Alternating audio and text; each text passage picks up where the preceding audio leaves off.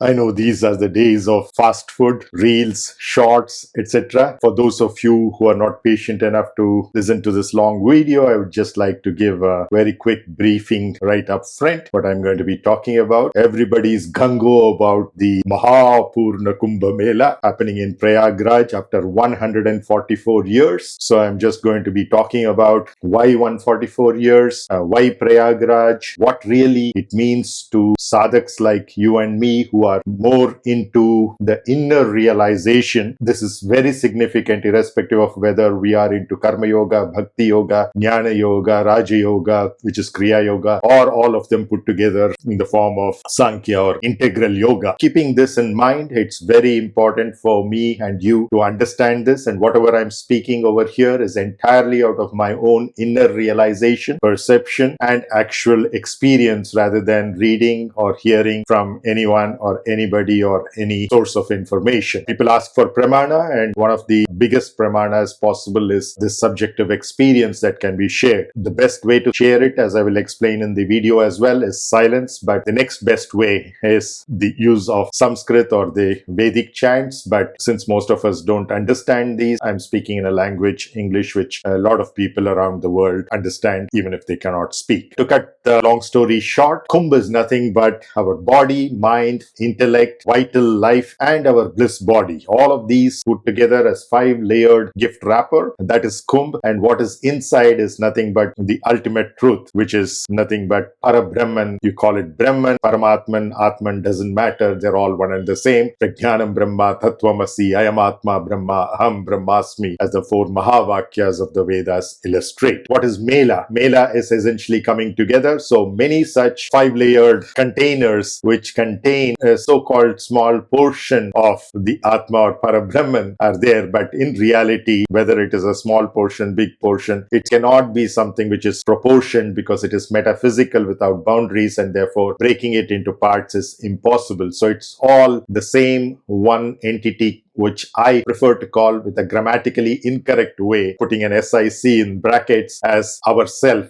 because most people would say ourselves or myself, but not ourself. But I use that because even though it is grammatically incorrect, it is what is the reality, the spiritual truth. Mela means coming together of many such pots. Why Prayāgrāj? The real name of it is Tirtharaj Prayāg Vana, or forest. It is a field in which we are operating at a particular instant in time, because we ourselves are beyond space and time. We have no spatio-temporal boundaries, but there are certain conducive things as far as these 5 sheaths are concerned. That is, the kumbh itself is concerned. Whereas what is contained in the kumbh is beyond spatio-temporal descriptions or boundaries. But this particular thing that we are talking about, which is the container itself, that has a lot of significance in terms of where and when. Here and now is what is most important, but that here and now gets amplified during this particular period, 46 days, a mandala, starting from today, which is Paush Purnima, but actually occurring in Ardra Nakshatra, all the way up to Mahashivaratri, with in-between days being very, very important. The global optimal being reached on Mauni Amāvasyā, local Optima being reached on Makara Sankranti, that is tomorrow. Of course, this is a recording. I don't know when exactly this might appear in YouTube when it is released. I'm recording this on a Monday, whereas rest of the video I've already recorded yesterday morning. I'll try to be as brief as possible and try to keep the Sanskrit minimal, though certain words are best expressed in Sanskrit rather than in English because they do not have any true English equivalents. We can asymptotically approach it, and which is what I will try. It's very clear that it is Tirtharaj Prayāg Vana. Prayāg again can be broken up into pra and yāg. Yāg is a shortened version of yajna, or sacrifice, or essentially surrender or giving up these false identities with these 5-layered sheaths that we have come to occupy. That is the body, mind, intellect, vital life force, and the bliss. Even the bliss, mind you, has to be eventually surrendered. The Satchit Ananda, beyond that is the Parabrahman that we really are. That is the profound or pra-yāg or yajna or surrender that is happening. That is the prayāg. And it's in a vana, it's a forest. You see that the way my hairdo is, whether it's the beard or the hair on the top. For long I have been fascinated by gardens, but at the end of the day I realize that gardens are man-made synthetic structures, and even if you're not taking care of it properly by watering, fertilizing, and use of pesticides, etc., be it organic or otherwise chemical, it will go awry within a few days, if not within a day. Whereas the forest, without any upkeep, it is so brilliant, beautiful. In fact, it is the intervention of human beings which has destroyed a lot of forests. Without any intervention, it just thrives. That's what we need to do as human beings as well. We need to thrive in this whole atmosphere. I've always also been talking about the inner realizations. So in is the only way out. Scientists, and I know many of them, I'm supposed to be one of them from a Western point of view, thanks to my PhD and my profession. That is something which is a search for truth in the outward direction, which is, of course,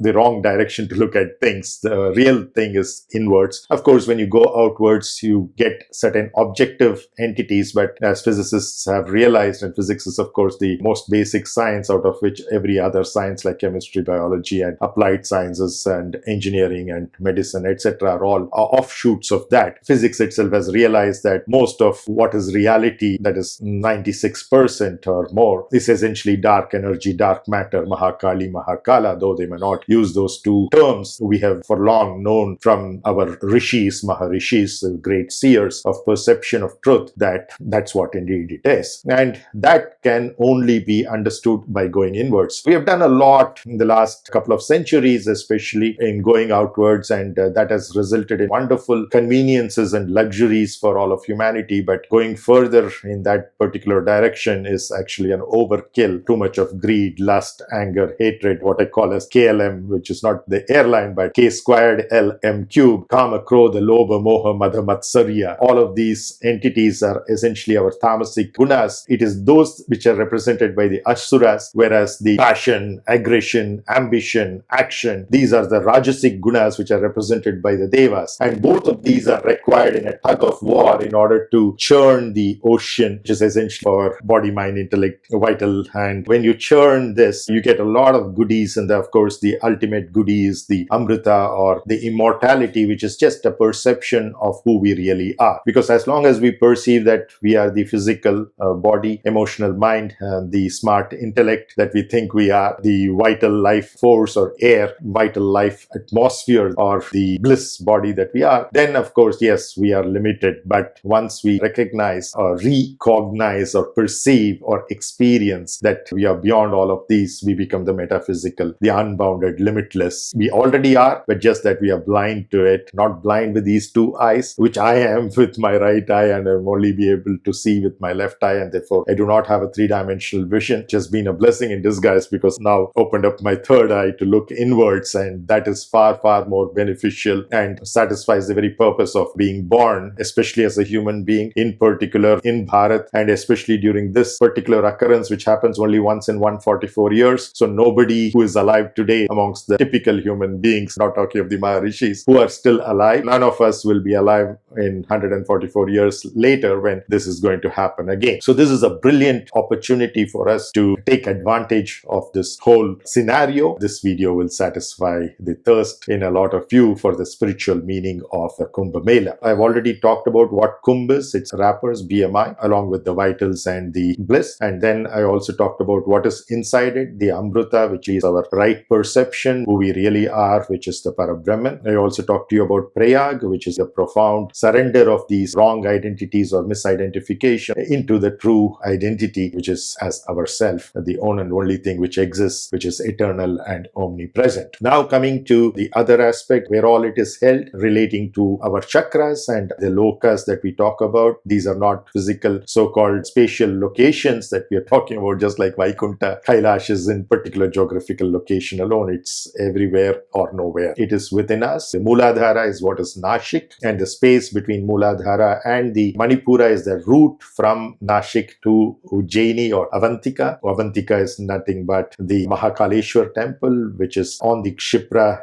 river, and that is nothing but a tributary of Chambal, which is a tributary of Yamuna, which is a tributary of Ganga in turn. Whereas the first one, Mooladhara Chakra, is essentially nāśik, the Trimbakeshwara temple, which is on the banks of Godavari, which is supposed to be an avatar of Ganga. The space between Mooladhara and Manipura is essentially your Swadhisthana, and that is the Bhuva Loka, between the Bhuloka and the Swarga Loka, all of which are still in Rajas, but at least we have gone from the tamasic nature to the Rajasic nature, Tamasoma Jyotirgamaya. Next step is Rajas, asatoma to sadgamaya, because Rajas is also asat, just as tamas was. And now that you have converted the tamas to Rajas, the next thing is to convert the Rajas to sattva or sattva, the truth that you really are. And that is the anahata, vishuddhi, and the agnya. Again, anahata is a space in between two lokas. So is the agnya. It's also a space in between the two lokas. This is called the tapaloka and this is called the mahaloka, whereas the real thing is the janaloka as a human being. So in other words, humanity is much, much better than asurās or dévās if you're truly human, which is what this particular nature is. It's the only possibility through which we can spiritually evolve into who we really are. And that's the next step. We have talked about nāśik and ujjayini. Vishuddha is nothing but haridvār. And this is the sequence in which the kumbh melas actually happen. The one happening at the Manipura, which is Ujjaini, is actually called Simhast. Again, this is because of the timing at which it happens. Nāśik and Ujjaini occur just within a period of 8 months between them. That's beginning to beginning. If you take end to end, that is 9 months, which is also the time on an average that we human beings spend in our mother's womb as a fetus before we become a newborn infant, that the neonatologist puts it in incubator. Essentially, that's what that particular period is. And this one happening in Manipura is called the Simhasta, whereas the one which is occurring in the Muladhara, which is Nāśik, is a Kumbh Mela itself. That happens typically in August of a particular year. The very next calendar year in the Gregorian system, or for that matter, financial system, happening in April onwards, mid-April onwards, which is what happens in the Manipura. Then coming to it is what is called as the Ardhukum over here, which is an in-between space 3 years later, and 6 years later is what happens over here, which is your haridvāra, which is the dvara to Hari, because Hari is nothing but the kidnapping, hijacking, which the omnipresence does. That actually happens over here, which is the vishuddha, that is the haridvāra. And then once we get out of the haridvāra, we get to the agnya, which is again a space. So om bhuh, om bhuvaha, ogum suvaha, om mahaha, om janaha, om tapaha, which is the tapa is the penance that we do in order to eventually get to the sahasrara, and that's what is prayāgrāj. So prayāgrāj, I already said, is profound surrender of our wrong identities, which is with the physicality. But once we come to the sahasrara, we are out of this body actually, and therefore sahasrara, or the thousand petal lotus, opens up into the metaphysics, the unbounded, limitless reality of who we are. Aham Brahmasmi. That is what is happening in these 46 days. Speaking in Mauni Amāvasyā, as I said, the local Optima are the Magha Pournama, which is today, on the day of the recording rather, not the day in which you view the video, which I don't know when you will be able to view. Even if you view the premiere show, it might be actually tomorrow. Next, Sahasrara is done. But Sahasrara is not all. We have to pass through the Matru Pitru, and finally Guru Gayatri is what we reach, which are not actually chakras, but the dimensions beyond the physicality, which is metaphysical dimensions. And once we reach the ultimate dimension of Guru Gayatri, that's bānsbériyā in West Bengal, where the Ganga Sagar happens. Tributaries that we were talking about, Yamuna, Saraswati being tributaries of Ganga, Shipra being a tributary of Chambal and therefore of Yamuna and therefore of Ganga. What we are talking about here is the distributary into Kunti, Saraswati, and New Saraswati over there, and Hooghly or Ganga in West Bengal near Ganga Sagar, which is more specifically bānsbériyā, which the founder of the Hindu Students Council, Sri Kanchan Banerjee, a very good friend of mine, because I happen to be the Southeast US regional coordinator of the Hindu Students Council, opening up a lot of branches around Georgia Tech, where I was studying for my PhD. He and his wife, Hemanti Banerjee, have done profound service to humanity in general and Bharat in particular, and Bengalis and even more particular, by resurrecting this, which was stopped 700 years ago by some of our most cruel, heartless invaders who, of course, wanted the best of what we have, both materially and spiritually, for themselves without allowing us to continue with it. Little knowing that there is only one ourSelf, which is there within them as well as us in reality, but they were more at the differential level. Anyway, now that it has happened, good things, all that matters is what the way it ends. But of course, we have to recollect and remember our history so that history doesn't repeat itself and we don't fall back onto those dark ages once again. There's a golden period that is opening up for us, and we might as well take advantage of that. That is as far as bānsbériyā is concerned. So these are the 5 places where the Kumbh Mela is held in various forms, as Simhast, as Ardhukumbh, as Purnakumbh, and what we call now as the Mahakumbh, once in 144 years. So this is associated with the Jupiter cycle, and Jupiter is represented in our symbolic, esoteric, dialectical culture by the analogy of Brihaspati, the guru of the Devas. If you look at it, actually, Jupiter is nothing but the owner of 2 of the the zodiac signs, Dhanur and Meena, which is essentially Sagittarius and Pisces. Those two are nothing but the Swadhisthana chakra. Saturn owns the Muladhara because that is Kumbha, and Makara, which is below, and then the one on the top is Mars, which owns at the Manipura chakra, which is nothing but Mesha and Vrishchika, or Aries and Scorpio. Those three, with the leadership of Jupiter, Brihaspati is taking care of our Rajas, which means that the kumbha should not be broken. In other words, the structural integrity of the kumbha, not to suffer fatigue, not to suffer other kinds of potential damage like delamination because it's 5-layered, remember, any other kind of failure, static or dynamic impact or whatever it might be. I'm very sorry. I think I messed up the previous recording, zooming into my beard because I was wearing my watch like Prime Minister Modi on this side, which typically is done in order to not let the person with whom we are engaging in a conversation or any activity to realize that we are actually looking at our watch because we have something important to do immediately after that meeting, whether we are late for that or not, just to make sure that we are punctual to it.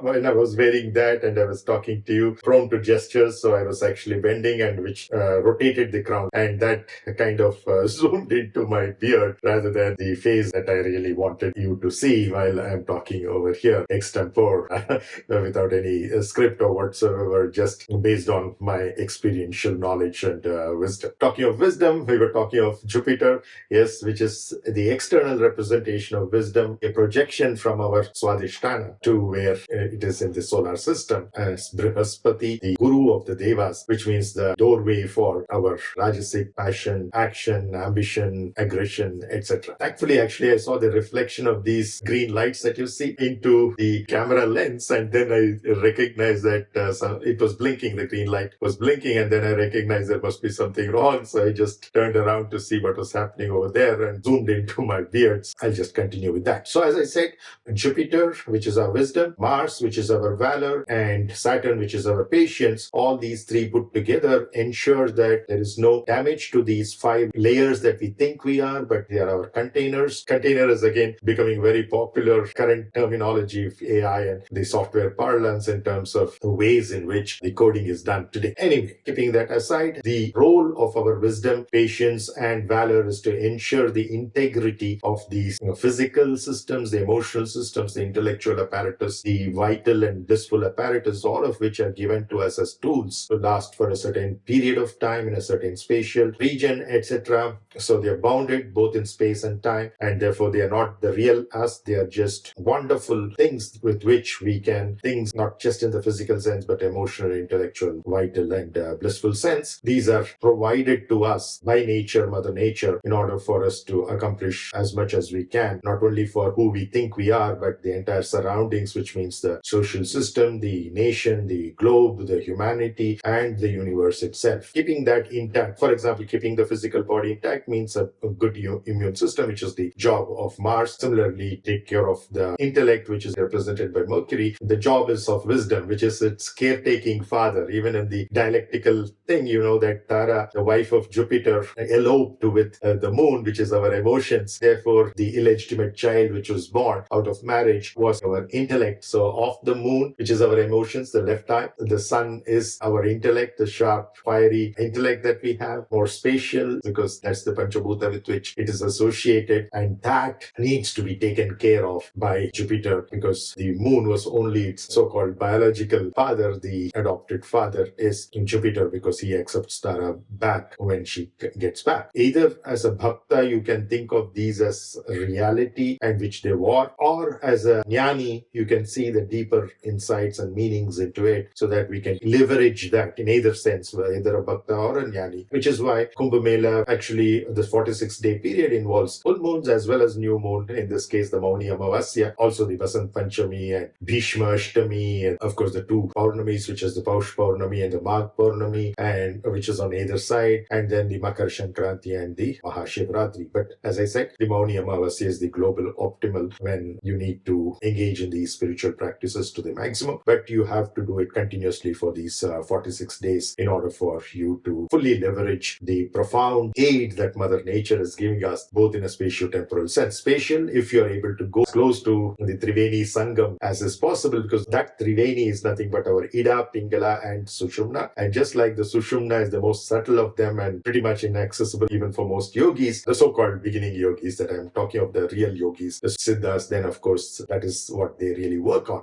Similarly, in your Ganga, Yamuna, Saraswati, Ganga and Yamuna, you can actually physically see with your eyes, with your physical eyes, but for seeing Saraswati, you need your third eye to be open, the pituitary and pineal, not in the physical body, not the endocrine glands, but the subtle sense, which is essentially your Agnya chakra, needs to be opened up in order to be able to perceive and experience that as I have, which is why I'm able to share this with you in such a profound manner in an extempore fashion. That's the opening up that we are talking about. We already said that the integrity, structural integrity of the kumbh is taken care of by those three, Jupiter, Mars and Saturn, which is, as we know, our inner qualities. But even if the structure of the kumbh is intact, you know that the amrita inside, which is nothing but Parabrahman, can spill out. But the same Parabrahman is everywhere. Nonetheless, how much of the Parabrahman have you accessed for this particular life? Because it's omnipresent, omnipotent, omniscient, which means all kinds of powers. That's omnipotent, omniscient, knowing everything, because scient, S-E-I-E-N, that's the root for science also in English. Next, eternal as well. That's the true definition of Parabrahman, if at all it can be defined, because words are inappropriate for it, but at least you can see where it is going. Spatially unbounded means omnipresent. Temporally unbounded means eternal. And then, of course, omnipotent and omniscient come naturally with that. That spilling has to be taken care of by our emotions, which is projected out as the moon, which is, of course, creating the tides, even in the ocean. What to speak of our body, which is 72% water, and therefore it creates huge ups and downs, the emotions, the feelings that we have, which I already talked about earlier: lust, greed, anger, hatred, jealousy, pride, etc. The emotions have to ensure that the Parabrahman doesn't spill out of this particular jar or pitcher or pot, what you call as the kumbha. So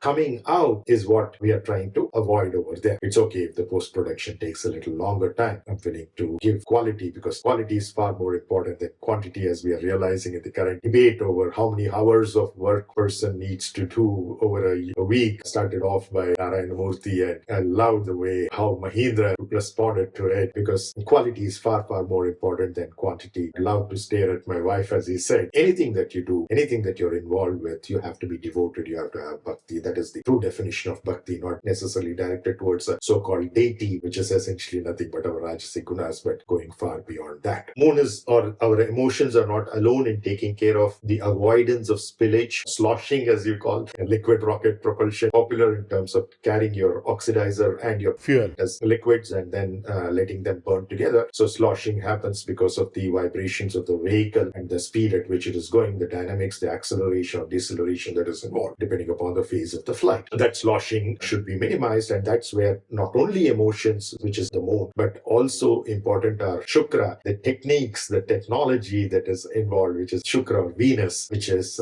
nothing but the two houses of Rishabha or Taurus and Tula or Libra, whereas this is Cancer or Karkataka. In addition, we also have the help of Rahu, which is taking care of the Atala, Vitala, Sutala, Rasatala, Alatala, Mahatala, Patala, 7 lokas or 7 dimensions of our existence, which are all tamasic, which essentially is our imagination about the future. Our imagination, our techniques or technology or skill, talent, and all the resources that come with it, be it in terms of wealth or whatever other kinds of resources is required for any task at hand. It doesn't matter how simple or how so-called menial it is. Every task is important as long as it is not done and needs to be done by us. Same level of keenness and attention, involvement, dedication and devotion, bhakti in short, needs to be rendered to each and every task that we do, and take care of the quality and make it as close to perfection as possible. Even if so-called perfection cannot be reached, we say we are only human, but actually human is much better than divine. We should say after all, we are only human. We are human and therefore we can do it. Nothing is impossible for us. That's the true nature of being a human being, because our potential is actually infinite. We have accessed very, very, very small part of it. Because our potential is infinite, how much ever we access, it will be finite, because we are contained within these 5, which is the kumbh, which is the panchakoshas, annamaya kosha, manomaya kosha, jnanamaya kosha, pranamaya kosha, and the anandamaya kosha. These 5 sheets that we are contained in make the fruitfulness or the exhibition or the utilization of these infinite potential we have, which is known as the kundalini shakti, kind of restricted and very, very small. But even that seems so profound as we march in our spiritual evolution from one chakra to the other. What do do our imagination, our techniques, and our emotion do? They ensure that the Parabrahman that we are doesn't spill out of the container that we are in right now. Because once it spills out, this is as good as going back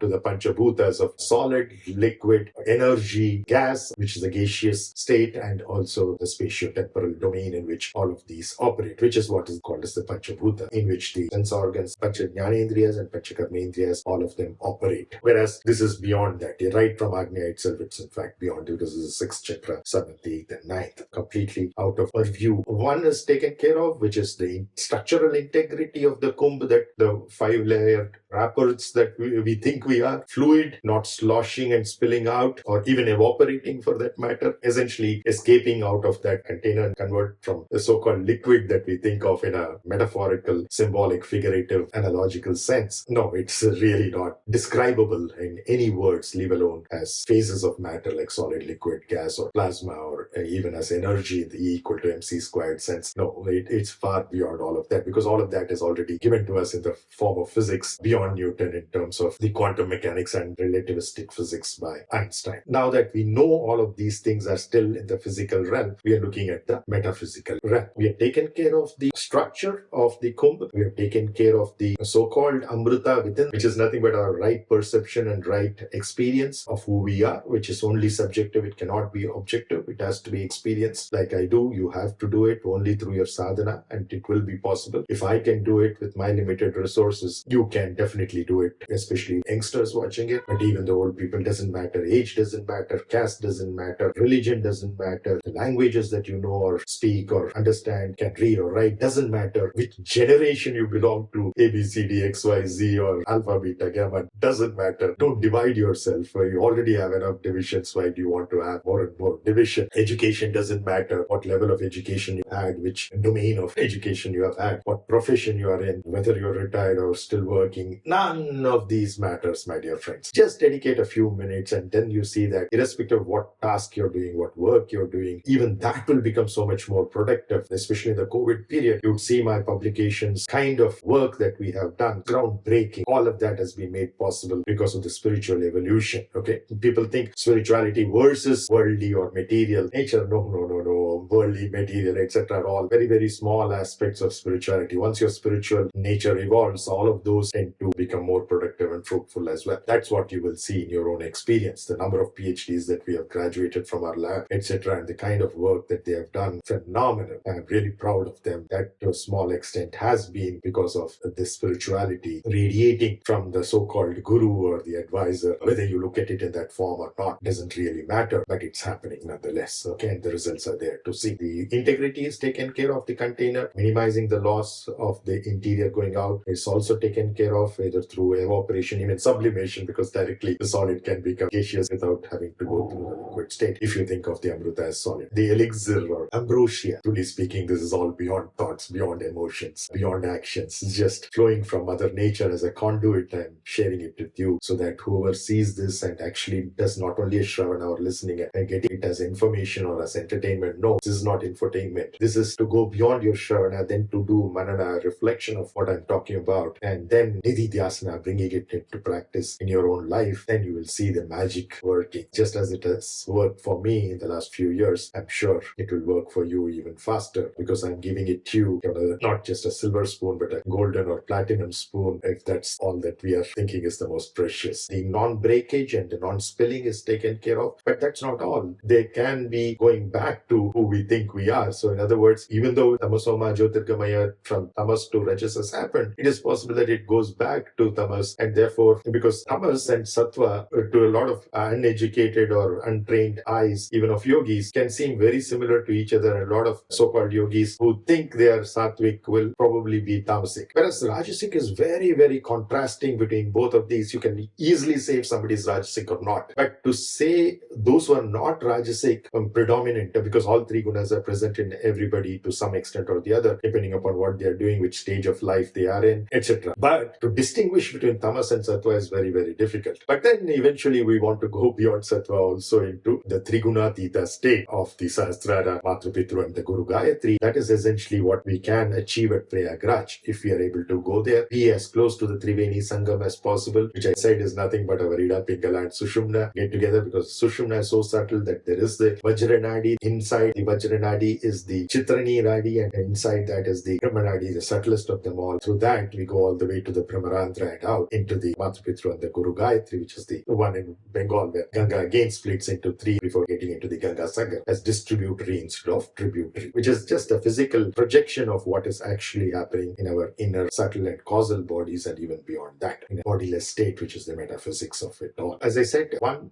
taking care of not breaking the container that we are in, which means not dying either through homicide or suicide or so-called natural death, etc. Having as lasting a life as possible. Because when we bless also, we say, Dirgha Aishman Bhava, Vidyavan Bhava, Kalavan Bhava, Sakla Arogya Aishwarya Ayul Prapti Rastu, right? That essentially means the first thing is Dirgha Aishman Bhava. And even in the so-called Samudramanthan allegory, we see that the one who comes with the Amruta pot is Dhanvantri. So in other words, health is so very important. That's why we say Karagre Vasate Lakshmi, Karamadhye Saraswati, Karamule tu Gaurihi. Health is very important. Only if you have good health, you can get wisdom, knowledge, or intellect. Once you have the intellectual prowess, then only you can get into Lakshmi or prosperity, which can be sustained. So in other words, it's only knowledge-based economy which can sustain itself. Any other economy will vanish after a time. Bharat is not only a spiritual Vishwaguru, but was the economic superhouse before $46 trillion worth of loot happened by the colonizers, and before that, even more by the other invaders from West Asia and Central Asia, etc. Leave alone all of that. We again now become the fifth largest economy and soon marching ahead towards the third largest economy. This is just in terms of the actual GDP, but if you're looking at in terms of the PPP, purchasing power parity, we're already number 3. That's going to go phenomenally by 2047. The kind of leadership we have and the way that leadership is not just top-based, but it's a pyramid of leadership, rungs and rungs of leaders who are completely selfless and who are trying to ensure that it's not just Bharat benefiting, but the growth of Bharat as growth of spirituality and its material prowess is actually beneficial for the entire world, all of humanity, and all of life, in fact, because we have been so cruel to so many animal and plant life, and also the kind of spatial explorations that we are doing within our solar system, the galaxy, and beyond in the so-called universe and metaverses, etc. All of that will be done, and not just with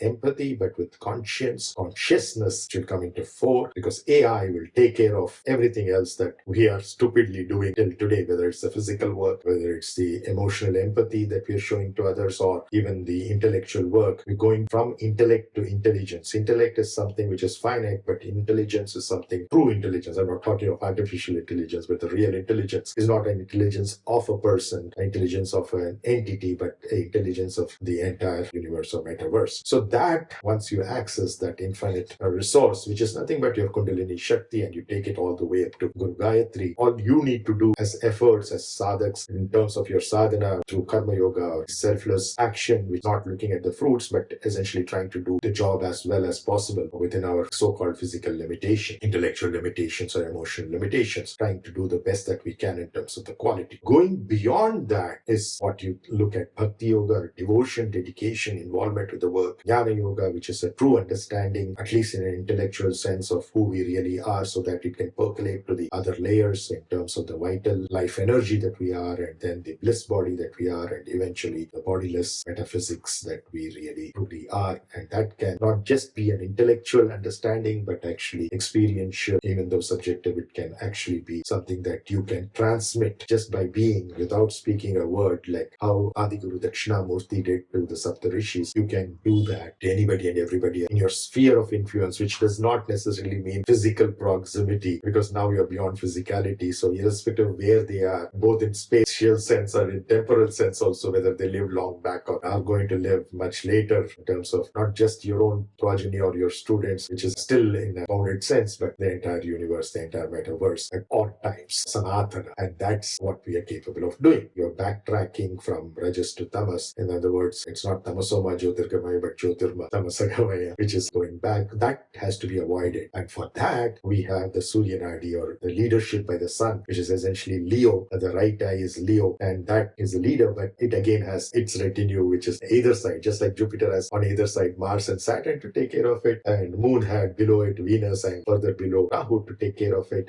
all of which I already told you actually are our true qualities. So don't just think of the outer one, which is just projection. That's great for a story, and that's also great for a mnemonic, but in actual practice, it is our qualities that matter. So sun is nothing but our spirituality, Buddha, which is nothing but our sharp, fiery intellect, the ability to be logical and rational to the cutting edge without any mercy, just cutting through everything to be a brilliant analytical mind like Einstein or great scientists of Bharat Bhumi. Talking of great scientists, we call them Muni rather than Rishi. One great such Muni was one of the Sapta Rishis as well, both a Muni as well as a Rishi, which is Bharadwaj, whose ashram is in Prayāgrāj and therefore is very important for the current once in 144 years kumbh as well as once in 12 years, Purna kumbh as well as once in 6 years, Ardha kumbh, etc. Bharadwaj ashram is still today there, and Bharadwaj is nothing but the son of Brihaspati, which is Jupiter, our wisdom. So the creativity of our wisdom is what we are talking about when we talk of Bharadwaj. Jupiter, Brihaspati himself, a so-called himself, which is our wisdom in essence, but in a story form we say he is the Deva Guru, but essentially the Guru or the teacher of our nāśik passion, action, ambition, aggression, etc. That Brihaspati is the son of Angiras, and Anga means body parts, and Angiras is essence of that. Instead of looking at the body parts as separate things as an allopathic system would do as a doctor or a surgeon, looking at it in a holistic sense as an Ayurvedic specialist would do. That's why Bharadwaj not only gave huge contribution towards Ayurveda apart from Dhanvantri and Sushruta and many other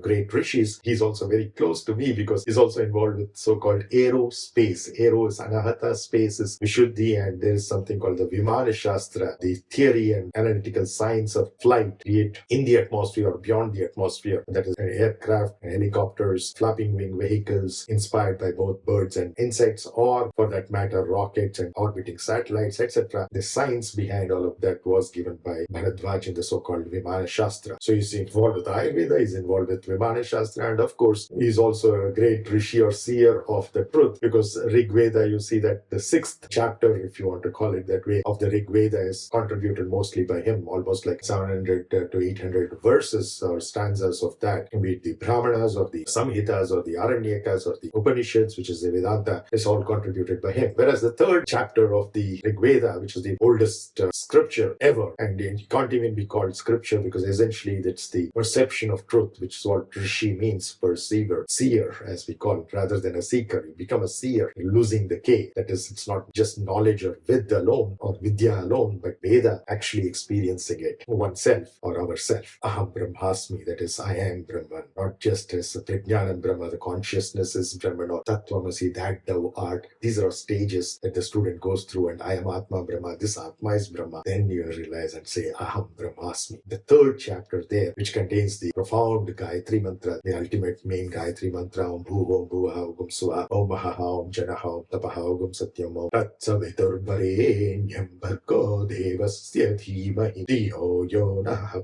Prachodayat Avabho Jyotiraso Brahma Bhuvaswaro. Along with that, so many lyrics in the 3rd chapter were given by my Gotrakaraka Vishwamitra Maharishi. We are talking about the lineage of Bharadwaja in this particular ashram. He is the son of Brihaspati through his so-called 3rd wife, the wisdom's 3rd wife, who is by Tara eloped with the moon, which is our emotions, and gave birth to our intellect. What is talked about as Bharadwaja is essentially far more profound. So 3rd wife is essentially talking of a far more profound energy, which is what mamata is, our compassion, motherly feeling that the ideal or perfect mother is supposed to have, like Mother Nature does. Pretty much every mother internally is like that, but not just for the biological children or adopted children alone, but for the entire universe. Ya Devi Sarvabhuteshu Matru Rupena Samstita Namastasye Namastasye Namastasye Namo Namaha. I'm mother to the entire universe, not from the obvious fact that I'm loving, sharing, caring, or compassionate, but from the root fact that I'm the one who's creating my own universe every moment and recreating it or recreating entertainment, right? Recreating it every other moment. That motherliness is what we are talking about. That mamta and that motherliness as a quality rather than as a person. Motherliness and wisdom, which is what Brihaspati is. Out of that is born the Bharadwaja, the motive or flag of Bharat, Bharadwaja, the Dwaja of Bharat.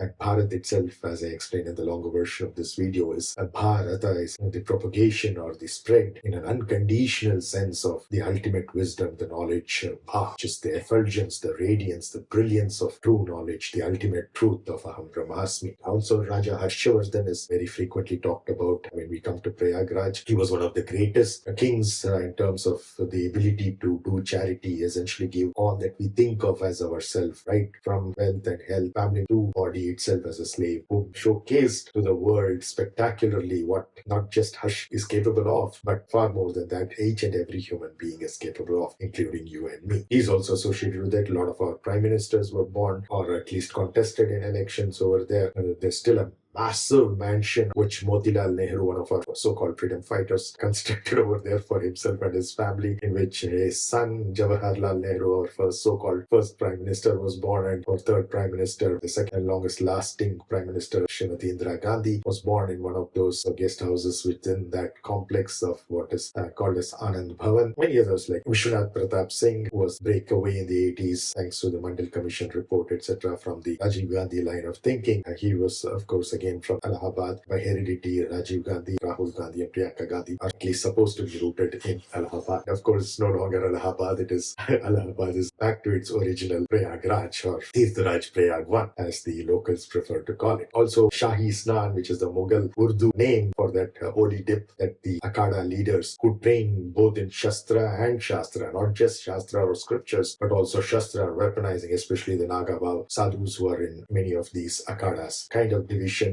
which were strengthened for particular division of labor by Adi Shankaracharya, have continued, and many of these are sannyasi lineages as well. People who have completely surrendered, sacrificed all that we guys think we are in order to realize who we truly are, and therefore spread that knowledge and wisdom, and also the techniques to realize that, including what is in the Vigyan Bhairav of Kashmiri Shaivism, as taught by our own nothingness to our peaking in celebration, which is Parvati, or the Sapta Rishis, the 7 ways in which we can perceive, or 7 categories in which we can perceive, each of them having 16 within them. Therefore, 7 into 16 is what we are looking at. Pretty much covered the beautiful significance of Kumbh Mela for us. If we can physically go there, if our situation in the so-called worldly life allows us to go there, best to go there. If we can go for the entire 46-day period, have what is known as the Kalpavasa. People say 1 month is Kalpavasa, but actually 46 days is the real thing, because it's an entire mandala. If you can just go live there with the basic minimum requirements, just 1 meal a day, sleeping on the floor, and pursuing your sadhana or deepening whatever sadhana you're already doing, trying to do it in a deeper sense with more involvement and without any disturbance, etc., you can actually access the universal energies much better fashion over there. Because Ganga, when she complains that people are all washing their sins in me, what do I do with your sins? Essentially, it is the Naga sadhus and the other Akhada people who come and have this so-called Shahi Snan, which is now gone back to its original name of Amrit Snan. They are the ones who re-energize that, and that's also quality of water that a lot of scientists around the world, especially a very senior Japanese scientist who has written a book apart from many peer-reviewed papers on this, have come to see that the molecular structure, even though it is 2 atoms of hydrogen, 1 atom of oxygen, in terms of how it actually arranges one molecule with respect to the other, completely changes depending upon the kind of emotions around it, this kind of situation surroundings that near the water. And that's what has happened with Ganga over the years. With so many continuous lineage from times immemorial,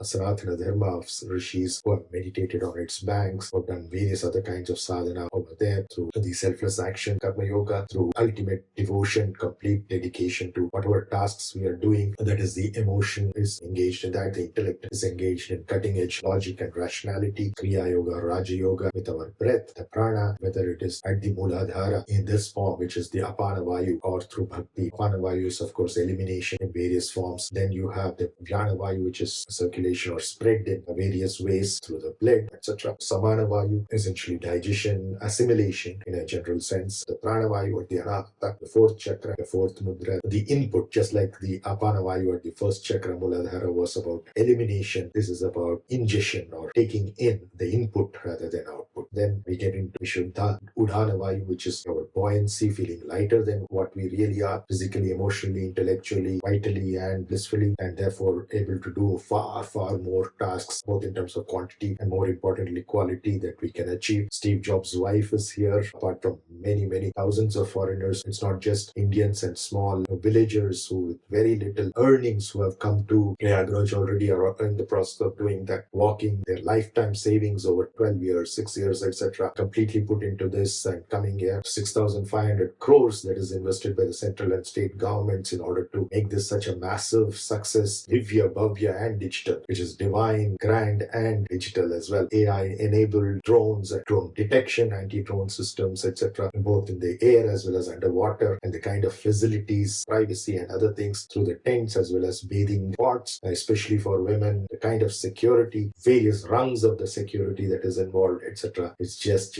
absolutely mind-boggling and amazing. This is all what's happening in the physical world, but that can be achieved in the subtle world as well. Taking advantage of January 13th to February 26th, that is between today, which is the day of recording, Puurnima, through Mauni Amāvasyā, all the way up to Mahashivratri with Vasant Panchami, Bhishmashtami, Magh Purnima also coming in between, are all local Optima. As I said, Mauni Amāvasyā is the most important thing. Being in as close spatial proximity to the Trivéni Saṅgam, or at least to anywhere in Prayāgrāj or Uttar Pradesh or Bharat, is good enough. You can see that we're expecting 40 to 45 crores, which is 400 to 450 million people over these 46 days, which is more than the population of 4 of the 7 continents in the world. 11 countries, I'm talking 4 continents. Of course, Antarctica leave that alone, but Australia for that matter, but even North America and South America, we are exceeding that population in terms of the number of devotees who are coming to take a holy dip in the Ganges, Yamuna, and the mystical Saraswati, like our ā-suśumnā, iḍā-piṅgal nadis as well, coming together during this period. Especially Mauni Amāvasyā had the Trivéni Saṅgam, nothing like it. It might be very, very difficult to access that